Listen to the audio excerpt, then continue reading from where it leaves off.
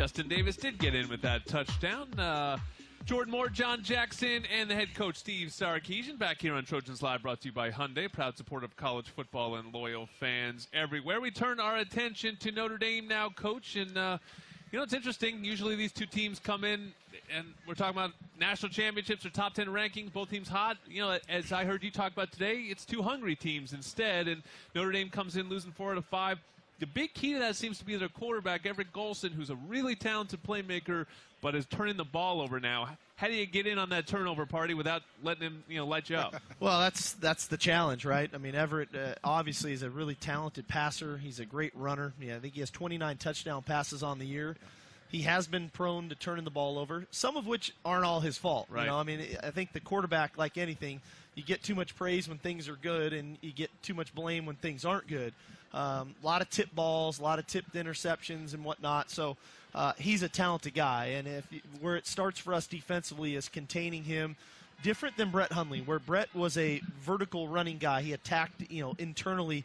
Everett is a lateral guy, and he buys time by laterally moving out of the pocket. He keeps his eyes downfield. He'll pump fake, throw it, or tuck it and then run and make his plays. So got to be very aware of that. The design quarterback runs are really part of their offense, so he's a runner that way. But all in all, I think when you look at Notre Dame, you look at us, you look at the ball game we just came out of, this is exactly what we needed. You know, quite honestly, you come out of a tough ball game, you wish you played better. There's no time to sit around and sulk. We're playing arguably one of the best rivalries in college football, and here it comes, and it's going to be at the Coliseum 12:30 on Saturday. You know, and when you look at Notre Dame's just their team overall, I mean, it was the beginning of the season. We were talking about they're going to be national champions, and now, you know, of course, you know, things have changed. Is it injuries? I mean, is there anything that you can sort of pinpoint has been sort of a deciding factor? I mean, Golston's been a major factor, but how about the rest of the team? Well, they've lost some guys up front on defense. You know, they lost Sheldon Day, who's a fantastic player for them. So they've had some turnover there. They've had some turnover at the safety spot in the secondary. You know, Max Redfield isn't playing for them right now. Who's a great player. So every team is different, and they've lost some gut-wrenching games too. That's why I say we're so similar as to where they are as to what we're doing. I mean, they've lost some games that I'm sure Brian Kelly's going to the locker room the same way I went into the locker room, thinking, how did this just happen? You know, what's going on? So they're, you know, as I feel we're better than a 7-4 team, I'm sure Brian Kelly's telling his team we're better than 7-4, and we're going to go show that Saturday as well. You know, I've watched them play a bunch. The guy I like, the guy that stands out to me, is the Admiral's son, Corey Robinson, David Robinson's kid. I was trying to think, I don't know how many big-time tight ends USC has faced this year. That position seems to be so big in the National Football League, but is you know, not as big in college right now. What's the key to defending you know, a huge target like that? Well, they've got a few targets at the receiver spot and the tight end spot. Will Fuller, I think, has 14 touchdown catches for him on the outside. So they've got some real dynamic playmakers. And, again, when you commit yourself to trying to stop the quarterback and keep the quarterback contained, now here comes these guys down the field in one-on-one matchups that can go make plays for him.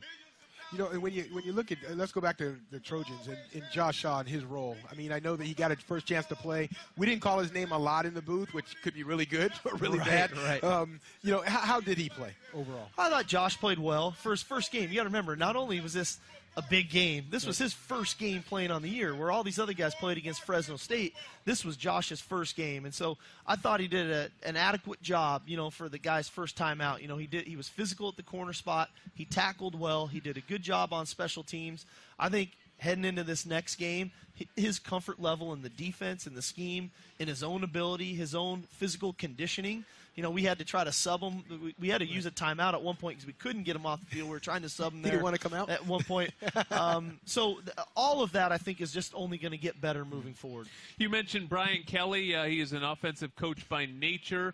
Actually, his best teams at Notre Dame, though, he had some great defensive teams. But staying first on the offensive side, you know, scheme-wise, what does he bring to the table? Just, you know, it seems like we face a different kind of offense each week. Well, a lot of versatility. You know, Brian has been a guy who's been a no-huddle guy, pretty innovative, no-huddle, shotgun-oriented guy. Has used a variety of different quarterbacks to make his thing work. You know, they go back to Tommy Rees, You can go back before when he was at Cincinnati, and all the stuff that he's done. They run it probably more than people give him credit for.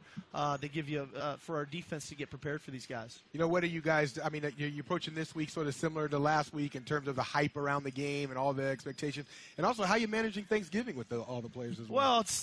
Well, this is always a great time of year. I'm growing up. You always remember, when you were a kid playing on Thanksgiving Day and running around with your buddies and your brothers and sisters and everybody. So, I think everybody on our team is going to have somewhere to go. And, we're fortunate. We have so many local players that there's plenty of places for our kids from out of town to go and to celebrate Thanksgiving. And obviously we have plenty of things to be thankful for. But two, what a cool opportunity, for our seniors, their last game, Coliseum, playing Notre Dame. What an awesome opportunity for us to bounce back, for us to get back up off the mat, get back on the horse, and go show everybody what we're capable of being. And that's an extremely resilient football team. Yeah, stay with this senior class. It's not a big one. I guess that's a good thing for the future of the program. I think only 12 guys are going to run out of that tunnel through the Alumni Club on Saturday. One of them is Randall Telfer, who should be joining us on this show tonight. You spoke really glowingly about him today. Hayes Pillar, Gerald Bowman. There are some good seniors in this class. What have they meant to you in welcoming you and being your first leaders? Well, I think what's important is, first of all, we have to recognize, and especially Randall and Hayes, these guys came in with aspirations of we're going to win national championships, conference championships. Then the program gets hit with sanctions. They could have left. They had the freedom to go. They had the freedom to leave. They chose to stay. And not only did they stay, they were unbelievable ambassadors for the university, for this football program. And they're leaving a mark on this program moving forward for what they've done. For me personally, coming in as a new coach through all of the turmoil a year ago, they've been rocks. Their leadership has been tremendous. Through all of the things that we've been through this season, they're the guys that continue to step right back up and be at the forefront of it all. And I couldn't be more thankful for that. And they deserve nothing more than going out and us putting our best foot forward and getting them a win on Saturday. Now, you've been around, SC long enough to know this coming out of the tunnel experience can be quite dramatic. Is there any instruction for the players or anything that, special with the families? Because I know that can be, a really heartwarming moment that sometimes guys aren't ready to play right after it. Without a doubt. I always lean back on the Matt Leinart experience. That was something else. I mean, he was a pretty emotional guy, which tells you how much this place means to him. Right. What I'm going to tell these guys is enjoy the experience. It's a once-in-a-lifetime experience. You're going to remember it for a lifetime. But the most important thing is to enjoy it is to play good football. Right. And so let's not lose sight of that. And they won't. Hayes and Randall, those guys, Gerald, Andre, all these guys that have been here, they want to go out and perform well as well. And so it'll be a great experience for them. Do you remember what you said to Matt when he's wiping away tears from his eyes through most of the first quarter? Let's go, dude. We got to go. I mean, this is great and all, but we're trying to go play for a national championship right now, so I need you to start completing some of these passes. Yeah, there's only 3 quarters left. I'm wondering, Reggie can only run so many times here. I need you. I'm wondering, you're going to have a bowl game, no matter what bowl game it is yet to be seen. You do have a break no matter what between now and the bowl game. How important is it to get a win to feel good about yourself going into what's going to be an extended break and sort of the off season? Well, it's always helpful. It's always, you always love to finish on a high and that momentum coming back in January when school starts and guys are excited for, the 6 a.m. team runs and conditioning and all those things. That being said, half the teams lose their bowl games, right? I mean, we always lose sight of that. Half the teams lose. So if you don't win your bowl game or if you don't finish strong, that doesn't mean you can't be good the next year either.